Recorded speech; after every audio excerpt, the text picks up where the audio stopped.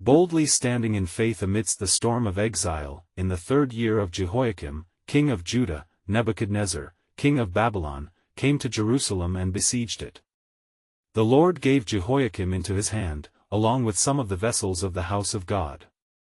Each day in Babylon, the sun set over the towering ziggurats, casting profound shadows, thick with despair upon the captive people of Judah.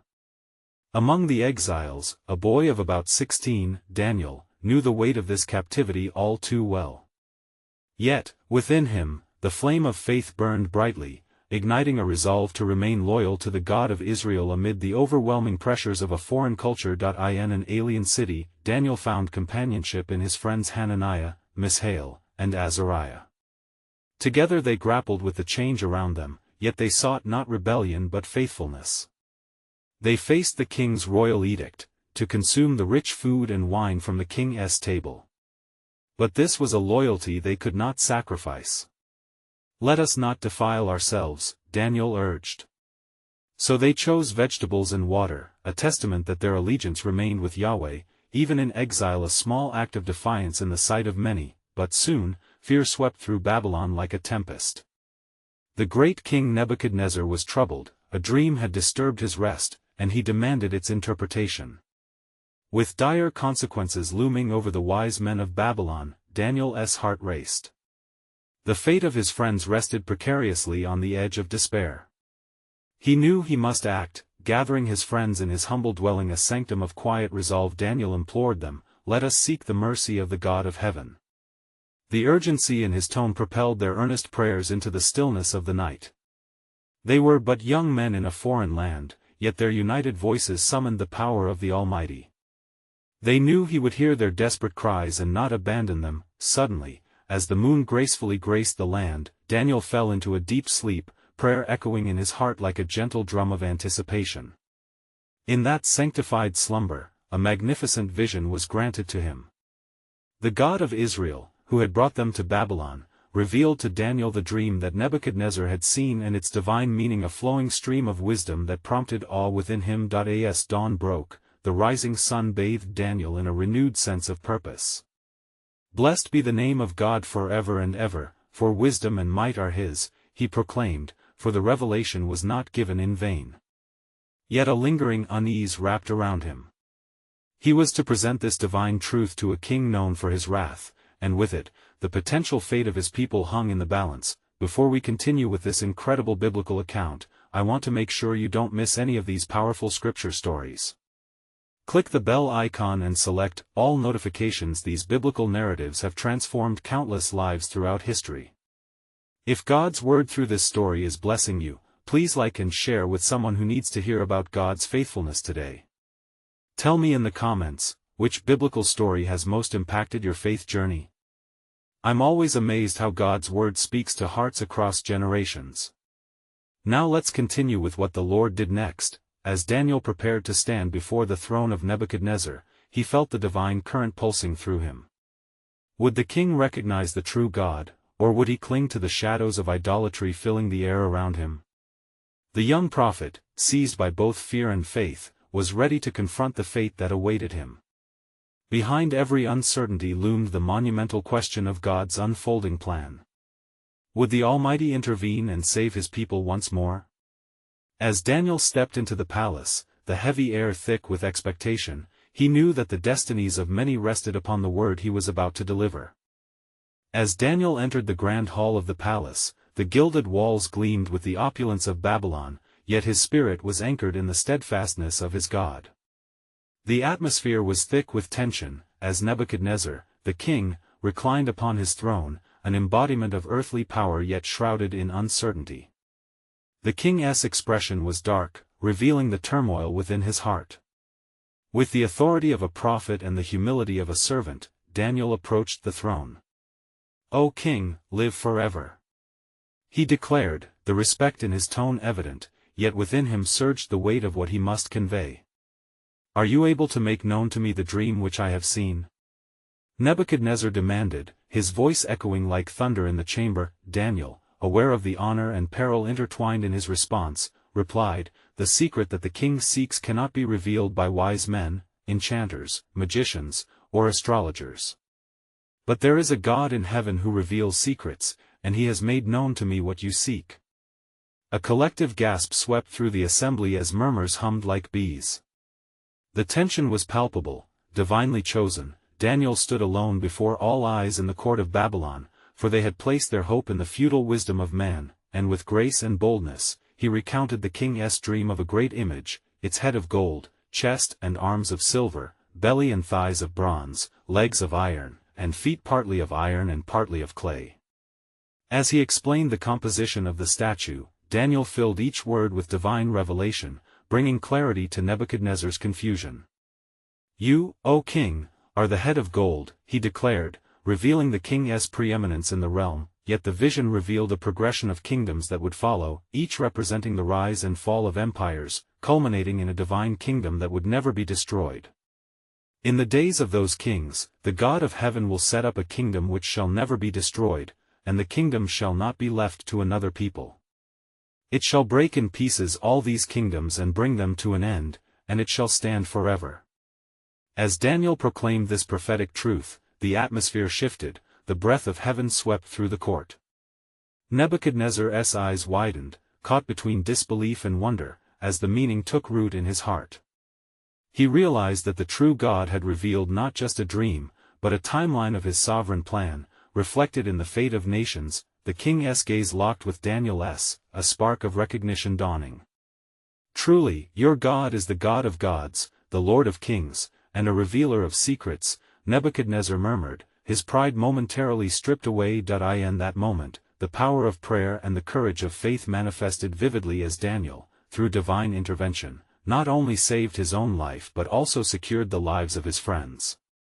The merciful God had acted, bringing glory to his name and a glimpse into the future, yet still, as Daniel left the presence of the king, a shared unease lingered.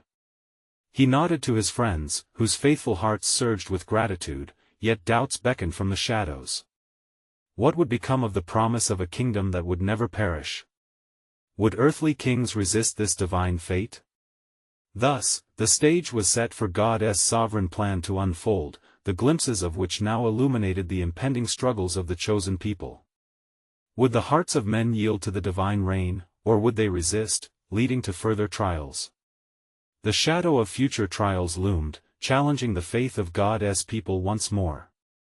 And so, as his journey continued in exile, Daniel pressed onward, knowing that in every trial, God's purpose marched steadfastly toward fulfillment, each step echoing the question of a destiny entwined with the Most High. The revelation was only the beginning. What other great wonders awaited the faithful? The path of God's unfolding plan lay before them, leading to moments of unimaginable significance. For he was not done revealing the depths of his glory, nor the vastness of his mercy. In the days that followed, Daniel found solace in prayer, seeking deep communion with the Most High, as he and his companions were upheld by God's promise. Even amid the clamor of Babylonian life, the quiet whispers of heaven pierced through, igniting a flame of hope within their hearts. As the sun dipped below the horizon one evening, casting the palace in hues of crimson and gold, the king summoned his wise men once more. Nebuchadnezzar was troubled. What he had learned from Daniel gripped him with a terrible weight. No longer could he ignore the implications of the dream he had received. The king stood before his window, gazing out upon the great city he had built, yet feeling emptiness gnawing at his soul. "I have heard of Daniel," Nebuchadnezzar pondered, "the man who speaks of a God who holds the secrets of the universe in his hands. What shall I do? Shall I trust this revelation that shakes the very foundation of my kingdom?"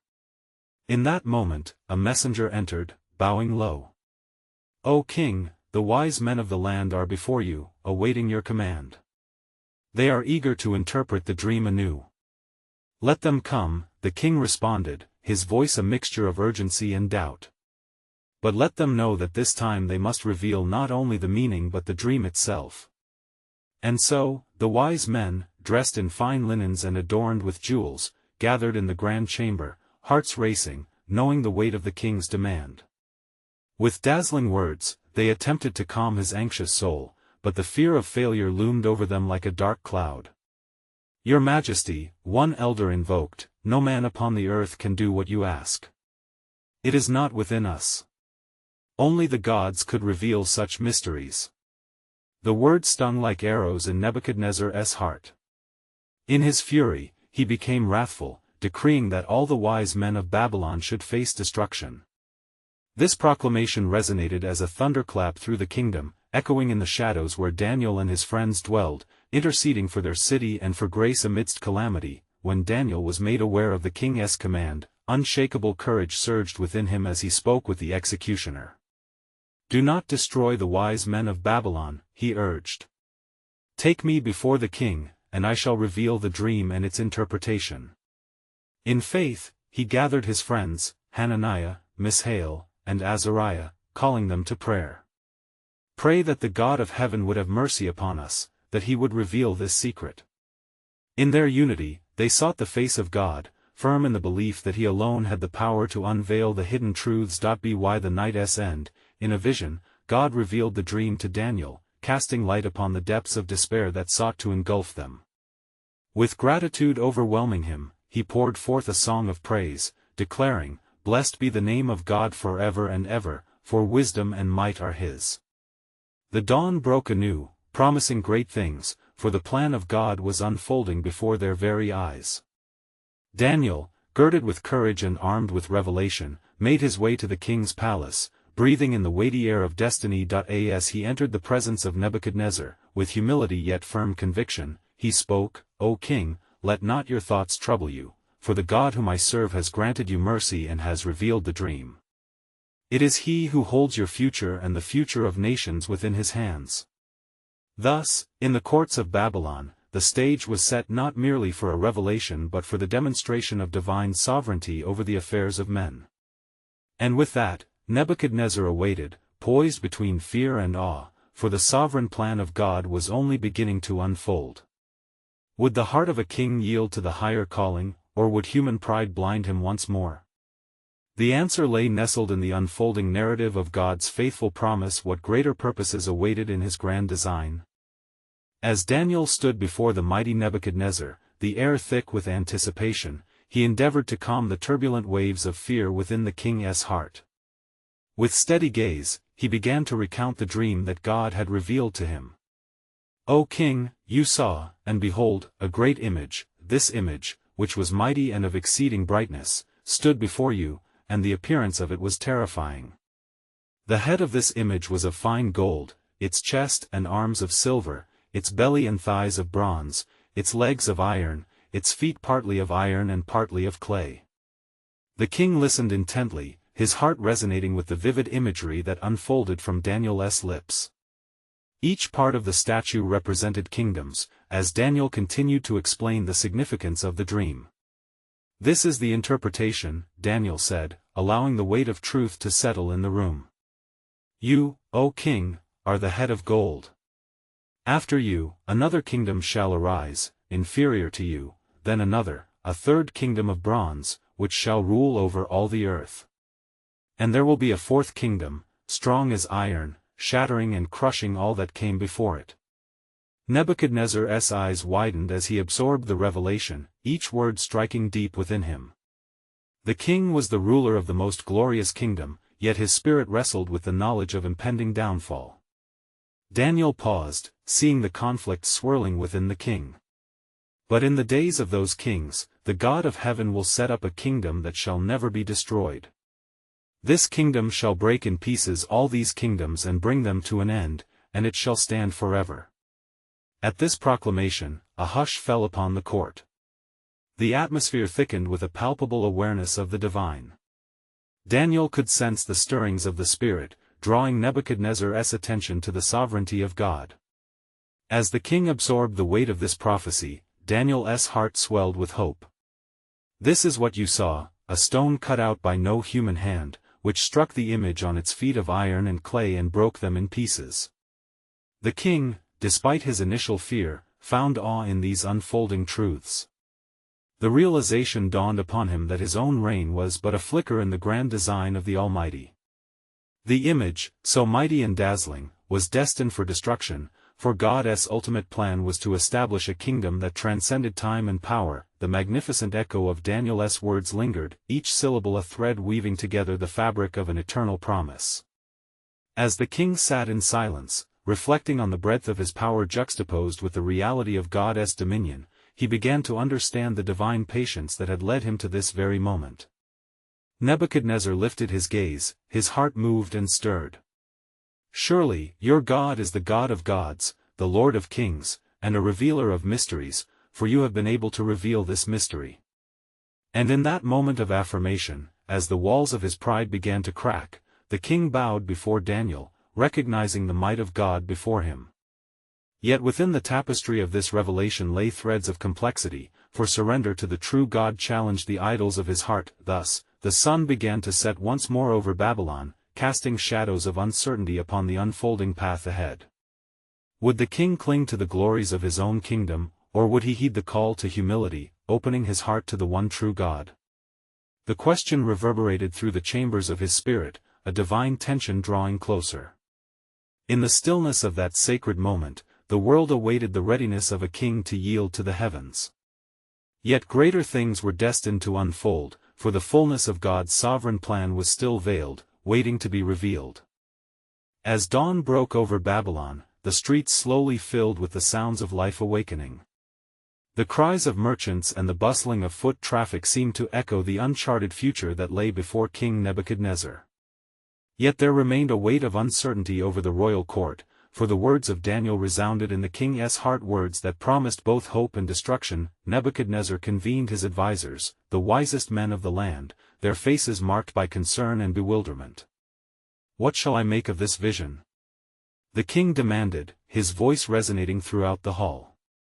"A kingdom that shall topple ours? A God who reigns eternal? Can any of you imbue my heart with wisdom like Daniel?" The sorcerers and magicians exchanged nervous glances, for they knew the power of the revealed truth. They bowed low before him, offering their counsel in desperate tones. "O king, your rule is supreme, and none can challenge it. Seek not the path of humility but strengthen your idols." But as the words settled, a whisper within the heart of Nebuchadnezzar beckoned him toward the truth that had been laid bare. "Shall I cling to illusions of strength?" he pondered, wrestling against the tide of pride. He felt the yearning for something greater, a spark ignited by the weight of Daniel's interpretation. Driven by an insatiable curiosity, Nebuchadnezzar called for Daniel once again, imploring, "Revealer of mysteries, share with me not just the dream's meaning, but what I must do now to align with the will of the God of heaven." Daniel stood before the king, his countenance reflecting both reverence and boldness. "O king, to heed the voice of the Lord above is to embrace humility. Acknowledge that your reign is but a part of his greater plan, and you shall find wisdom and favor." At Daniel's words, the contours of Nebuchadnezzar's heart began to change. The recognition of divine authority prompted a stirring within the king's spirit. "What if I were to command the worship of this God, rather than the idols of my own making?" he thought, recalling the ancient words of his forefathers, words that spoke of a singular, sovereign God who had delivered his people from bondage. Yet doubts crept into the depths of his heart. "What will my people think? What will they say? Will they forsake me in pursuit of this unseen God?" The tension entreated him, a conflict as ancient as the kingdom itself. In a moment of clarity, Nebuchadnezzar declared with newfound resolve, "I shall build a monument of gold to honor the God of Daniel, but I will test the hearts of my people. Who among them will stand for the truth?" And as he spoke, a sudden vision of the stone cut without hands shattered through the recesses of his mind, a harbinger of impending change. Perhaps this was the time to set the course for a kingdom aligned with divine will rather than human pride. That very night, as the stars shone like the promises of God above, Nebuchadnezzar fell to his knees before the true God, seeking guidance and forgiveness. The court, unbeknownst to the king, held its breath, for within the heart of the ruler lay the potential for transformation, a destiny intertwined with the eternal plan of heaven. A divine tension held the moment still, and the world awaited the outcome of the king's journey toward humility. Yet even as he knelt in prayer, unseen forces stirred both in heaven and upon the earth. What would come of Nebuchadnezzar's choices? Could a kingdom marked by the glory of men yield to the sovereign hand of God? In the quiet of that sacred night, the cosmic struggle began to unfold, and the promise of Daniel's vision started to intertwine with the history yet to be written. The king might soon learn that God was intricately weaving a narrative that would echo through the ages, culminating in his ultimate sovereign plan. As the first rays of sunlight pierced through the heavy curtains of the royal palace, the atmosphere was charged with expectancy. Nebuchadnezzar rose from his midnight supplication, his heart both trembling and resolute. The weight of his newfound understanding pressed against his chest. The God of heaven demanded not just reverence but also action. That he summoned his governor and the chief of his court, his voice steady yet demanding. "Gather the people of Babylon," he proclaimed. "Today, I shall unveil a monument that reflects the power of the God of Daniel. For too long, my kingdom has bowed to false idols and forsaken the true source of wisdom." The governor, perplexed yet intrigued, gathered the multitude in the broad square before the palace, the sun gleaming on the myriad faces of the citizens. As they clustered together, Nebuchadnezzar stood upon a raised platform, golden robes flowing around him, steadfast in his conviction. He raised his hands to silence the crowd, and the clamor ceased. "People of Babylon," he declared, "I am Nebuchadnezzar, King of Kings. Listen, for this day marks a new beginning. The vision I received from a God Most High speaks of a great kingdom, a stone that shall crush all others, and become a cornerstone for future generations. Therefore, I will construct a great image of gold, that it may stand as a testament to his splendor and power." The people murmured, perplexed by their king's sudden turn towards the divine. Some exchanged fearful glances, while others were emboldened by curiosity and intrigue. Let all who hear this call declare faith in the God of Daniel, for whoever does not bow before this image shall face the flames of a furnace. The proclamation echoed with authority and dread. Word of this decree spread like wildfire, igniting fear in the hearts of many. But among the wise men, 3 young Hebrews stood apart: Shadrach, Meshach, and Abednego. They were resolute in their devotion to the Lord, having witnessed Daniel's prophetic insight. As the sun reached its zenith, the king summoned them, dreading the challenge their faith posed. "Is it true that you refuse to worship my image?" Nebuchadnezzar demanded, his eyes aflame with a mixture of anger and confusion. "You, O king, live forever," they replied, unwavering. "Our God whom we serve is able to deliver us from the burning fiery furnace, and he will deliver us from your hand. But if not, be it known to you that we will not serve your gods or worship the golden image you have set up." At their words, fury kindled in Nebuchadnezzar's heart, hotter than the furnace he commanded. He gestured for the flames to be intensified, the very air shimmering with heat. The king's spirit was driven by pride and disbelief, unable to comprehend those who defied him. As he watched, doubt nagged at him, a flicker of fear mingling with rage, for he remembered the truth Daniel had revealed. What if this God is indeed more powerful?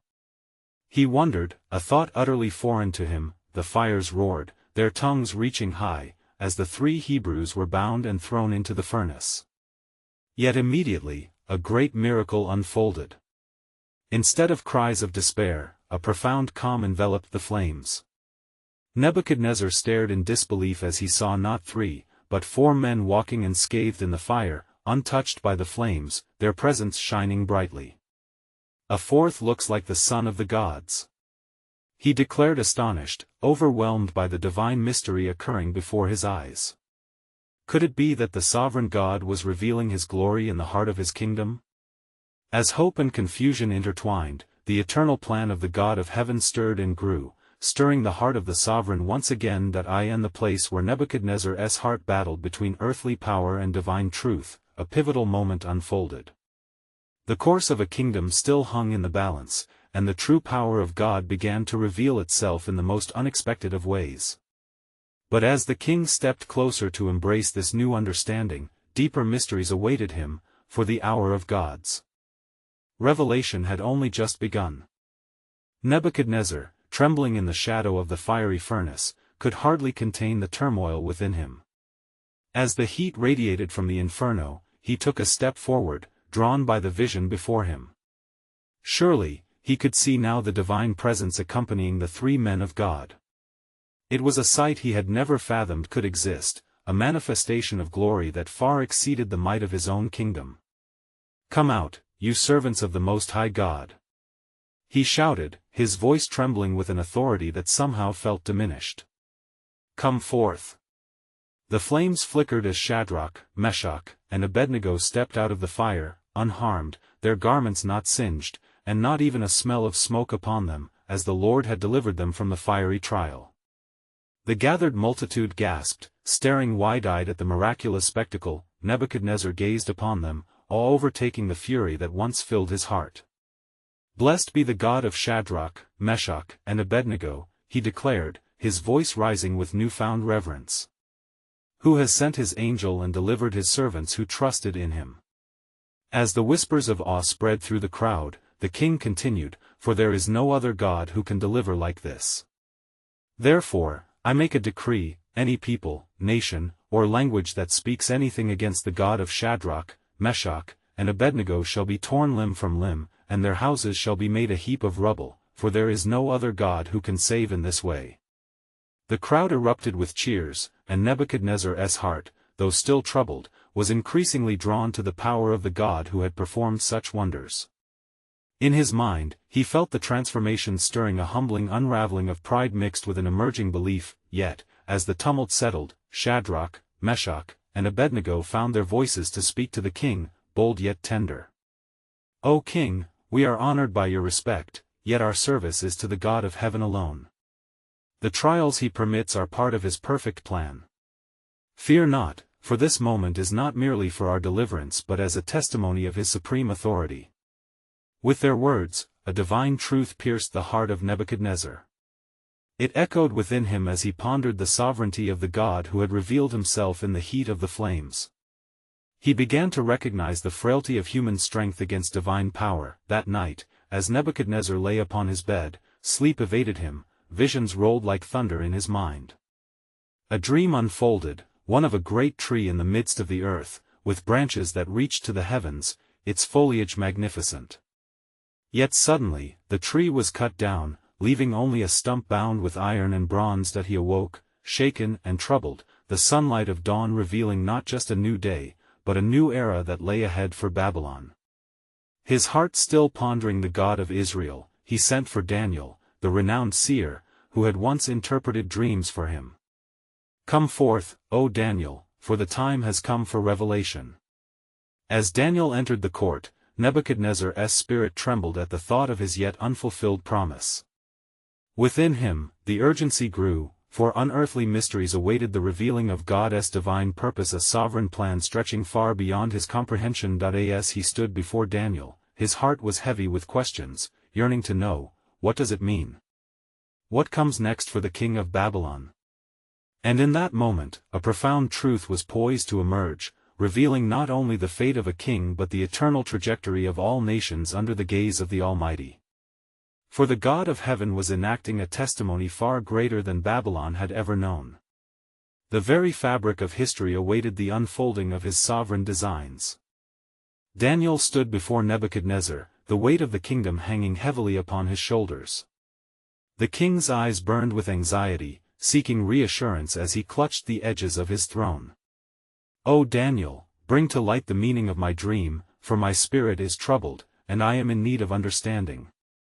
In the silence that followed, Daniel first bowed his head, for he recognized the gravity of the moment and the sovereign hand that orchestrated the events of the world. "O king," he began, his voice steady yet filled with reverence, "the God of heaven has revealed mysteries to you that speak not merely to your kingdom, but to the very unfolding of his plan for all peoples." As Daniel recounted the vivid vision, he described the great tree that filled the earth, offering shelter to the beasts of the field and shade to the birds of the air. Yet, he cautioned, the tree was cut down and its leaves scattered, leaving only a stump bound with iron and bronze. "This is the decree of the Most High." The king's countenance shifted, fear tightening around his heart as Daniel pressed on. "This tree is you, O king.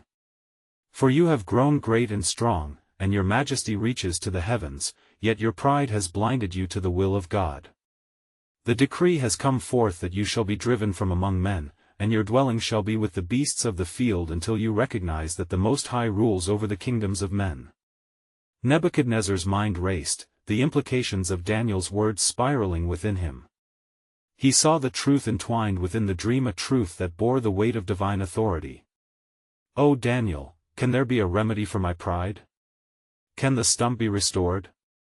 His voice quavered, each syllable heavy with desperation. Daniel, filled with compassion, responded, "There is hope, O king.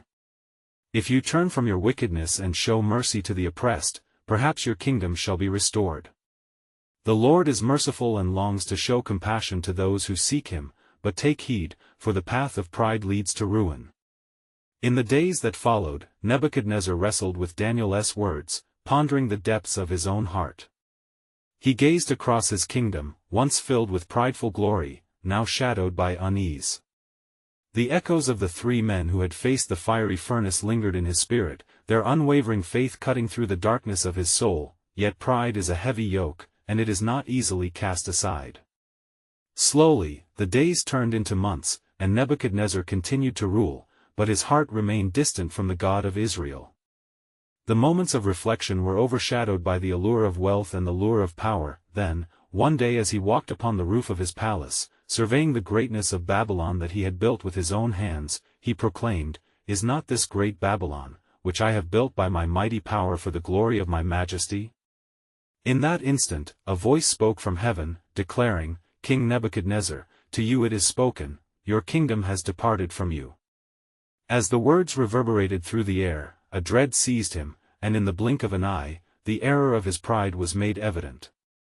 Driven from the kingdom, the king now wandered like a beast, until the day shall come when he would lift his eyes to heaven and acknowledge the dominion of the Most High, for there lurked a divine purpose behind his trial, a purpose designed to unveil the greater testament of God's mercy and sovereignty, a promise that in due time, the heart turned toward heaven would be restored. Thus, the stage was set not only for Nebuchadnezzar's awakening but also for an unfolding revelation that would echo through the ages. For the God who reigns over all was using even this moment to reveal to the nations his boundless grace, and his path for all who would draw near to him remains veiled in divine mystery, awaiting the appointed time for full revelation. As days turned into nights, the kingdom of Babylon felt the chill of King Nebuchadnezzar's absence. His reign, once marked by unparalleled power, now waned in a silence that hung heavy over the city. The people's hearts trembled, for they had witnessed not only the king's fall but also the looming shadows of uncertainty that crept through the streets and the dark corners of the palace. Whispers arose among the advisors and satraps. They pondered the fate of their king and the messages from the seer, Daniel. "What folly," one murmured, "for whose hand could bring such an end to our mighty ruler?" But among them, a wise man rose. "Do not forget," he said quietly, "that in the heavens there remains a counsel far greater than our own. The Most High has declared, and if he speaks, all creation must heed." Meanwhile, Nebuchadnezzar roamed the fields beyond the city, his heart a shattered mirror reflecting the disarray within. Clothed in the wildness of the beasts, he felt the pangs of hunger and despair. Days turned into seasons as grass grew upon his back, and the dew of heaven fell upon his weary brow. Yet, in the depths of madness, a flicker stirred within him.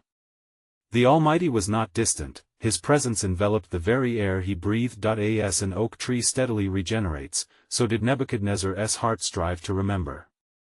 Daniel spoke of the Most High, he murmured to the heavens. "Could it be that my pride was my snare? Oh, that I might yet again stand before him." One evening, under the vastness of the star-speckled sky, Nebuchadnezzar lifted his gaze, tears staining his cheeks. "O Lord of Daniel, I have erred greatly. I have sought glory for myself when it belongs to you alone. If you will but grant me eyes to see, my heart to repent, I pray let me once more acknowledge your sovereignty." A mighty silence followed his cry, a profound pause within which the ear of the Almighty leaned in to listen. Days passed, and to the astonishment of the heavens, the king's reason began to return to him like a mist dissipating at dawn. Soon, the anguished cries of his spirit transformed into a song of thanksgiving. "I bless the Most High, and I praise and honor him who lives forever. His dominion is an everlasting dominion, and his kingdom endures from generation to generation. As these words flowed from his heart, a great miracle unfurled within him. With each confession of God's lordship, the chains of his past fell silently to the ground. The fear that had stolen his reign melted away, replaced by a humble spirit that recognized his Creator's grace, and thus the word of the Lord was fulfilled. The stump, bound with iron and bronze, was indeed restored to life, a testimony to the abyss of mercy. Nebuchadnezzar, once a fool, now stood a man renewed, proclaiming the glories of his God, but as the king returned to his throne, a deeper purpose was yet concealed in the heart of God. For Nebuchadnezzar would not only be a ruler restored but a herald of the glories to come. In due time, a prophecy greater than his would unfold across the ages, a revelation of a king whose dominion would never fade, a promise of restoration for all nations that would, like Nebuchadnezzar, lift their eyes to heaven and acknowledge the faithfulness of the Almighty. And thus, the question lingered in the hearts of the onlookers: what more might God reveal through the brokenness of a king transformed? For the tapestry of his sovereignty yet awaited further threads, awaiting their appointed moment, shaping the world for his glorious plan. In the years that followed, Nebuchadnezzar's reign transformed into a testament of divine grace, as he embraced his role as a proclaimer of the God of heaven.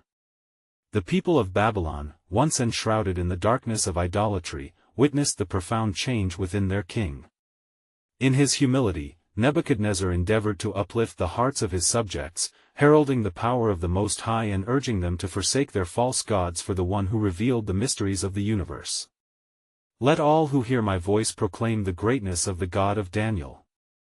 He declared boldly from the palace steps, stirring the multitude to consider the power of faith over the false constructs they had clung to. Daniel, now renowned not just as a wise seer but also as a confidant of the king, walked among his people, and his heart was filled with joy.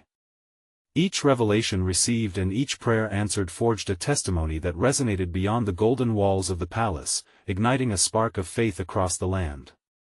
The youths of Babylon, inspired by both Daniel's wisdom and the king's new humility, began to gather, seeking guidance in the ways of the Lord.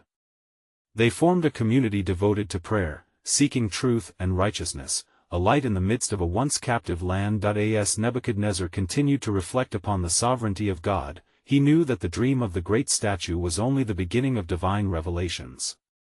The vision had prepared him for a transformation that would echo through the corridors of time, a precursor to God's greater plan of redemption that would reach beyond Babylon and toward the hearts of all nations. He would not be content merely with the restoration of his kingdom. He sought the welfare of his people, leading them in reverence toward the God who had saved him. Yet the weight of such responsibility rested heavily upon Nebuchadnezzar. He understood that true obedience required more than mere proclamations. His faith was tested anew when adversities arose and whispers of rebellion began to stir among the remnants of idolatrous worshippers.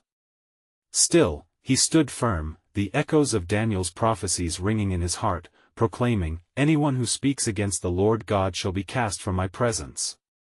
This passionate defense unveiled a tension. Even as the king sought to uphold divine truth, a fearsome jealousy began to brew among those who preferred the ancient ways, a longing to reclaim their supremacy through fear and manipulation.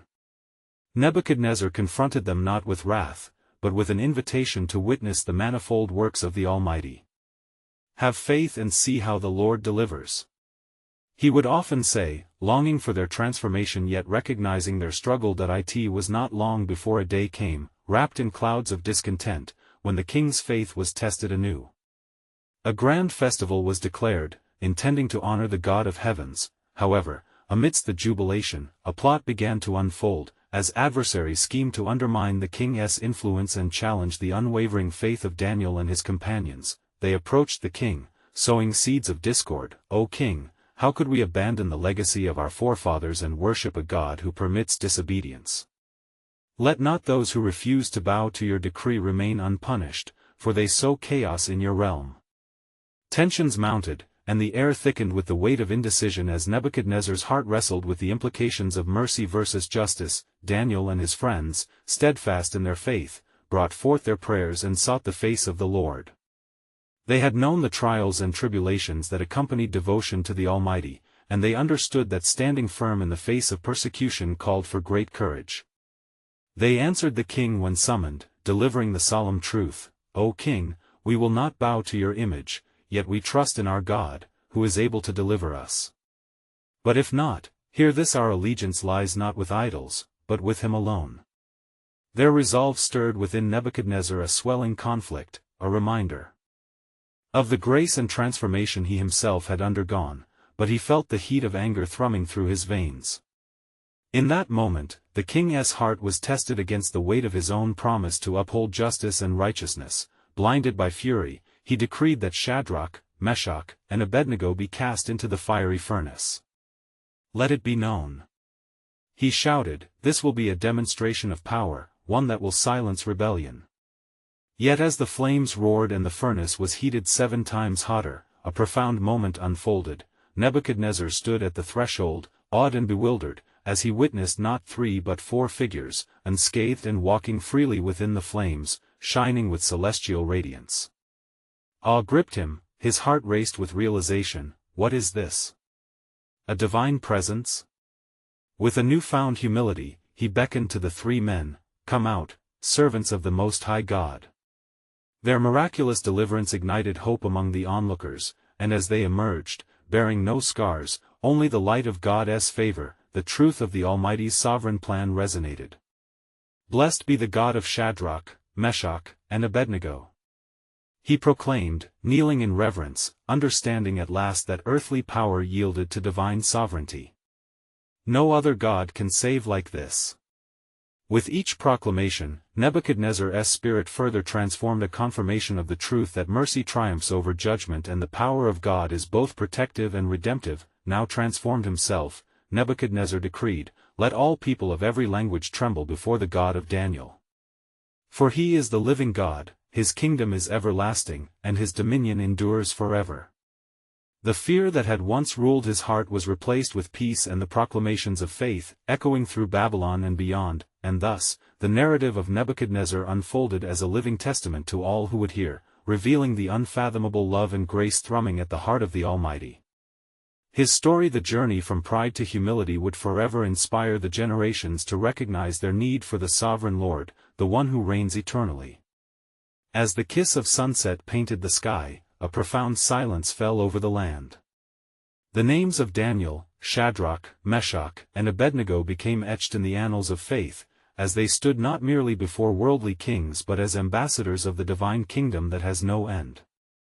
They had endured trial, emerged from fire, and in doing so, had shone with the glory of the one who had called them, the God whose plans never falter even amid exile or exile regained. As the faithful observed their newly transformed king, testimonies of God's goodness spread throughout the land, a beacon of hope beckoning the world toward the light of his eternal truth. In light of the powerful transformation we have witnessed, we urge you to connect deeper with God's Word and these unfolding biblical narratives.